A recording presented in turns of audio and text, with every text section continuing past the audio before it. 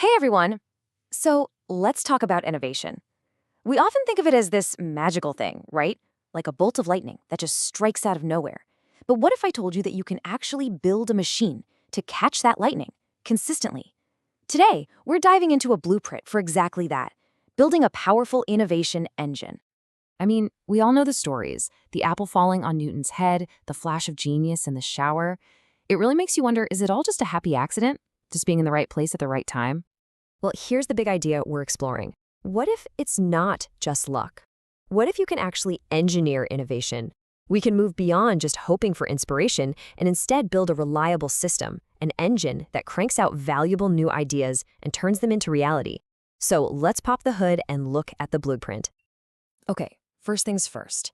Any engine, and I mean any engine, needs fuel to run. Your innovation engine is no different. So, the very first step in this whole process is getting the right resources in the tank. Let's see what that high-octane fuel is made of. It really boils down to these 5 essentials. You've got people, time, knowledge, finance, and infrastructure. Think of these as the absolute non-negotiable inputs. You can't skip any of them. Get these 5 things right, and your engine is primed and ready to go. Let's start with people, because it's the most important. And this is so much more than just hiring smart individuals. It's about creating a whole ecosystem. You need diverse teams to get that awesome cross-pollination of ideas, where different backgrounds and perspectives clash in a good way. And this last point is crucial. You've got to protect the people who take big swings on risky projects. Those are the ones who find the breakthroughs, so you've got to have their back. Next up, 2 resources that are so easy to take for granted: time and knowledge. The key here is being deliberate.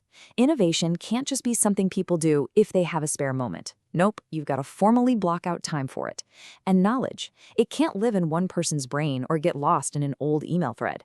You have to treat it like a company asset, something you actively collect, share, and reuse, especially from failures. And yeah, of course, you need cash, but again, it's about being smart with it. This means having a dedicated innovation fund, a war chest, if you will, not just begging for leftovers from other departments. And it also means looking outside your own walls. There are public grants, VCs, even crowdsourcing. You got to explore all the options to fuel those big ideas. And finally, the last fuel is infrastructure. This is about having the right spaces and the right systems. On the physical side, that could be creative spaces or labs that just scream, experiment here. But just as important, maybe even more so today, is the digital side, the collaboration platforms, the idea management software, the tools that let people work together seamlessly. Okay, so our tank is full of fuel. We're good to go there. Now it's time to actually build the engine itself.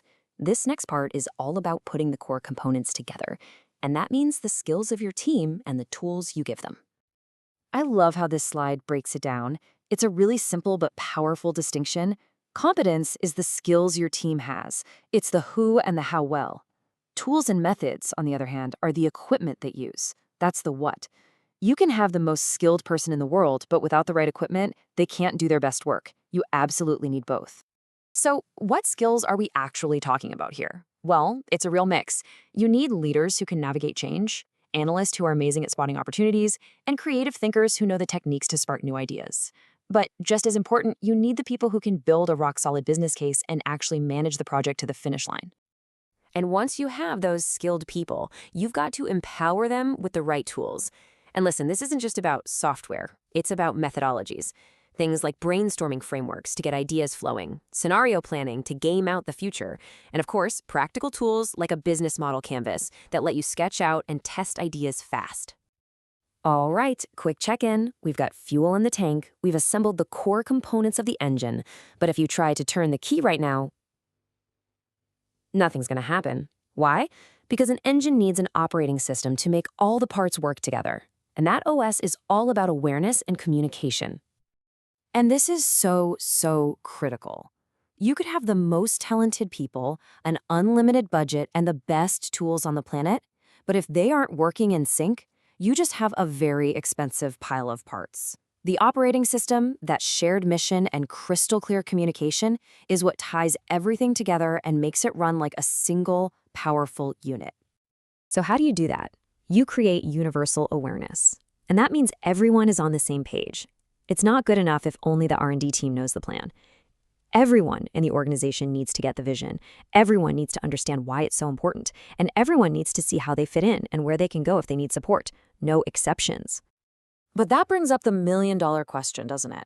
It's one thing to have a great vision and a great message. It's another thing entirely to make sure that information actually gets to the right people at the right time and in a way they'll actually understand.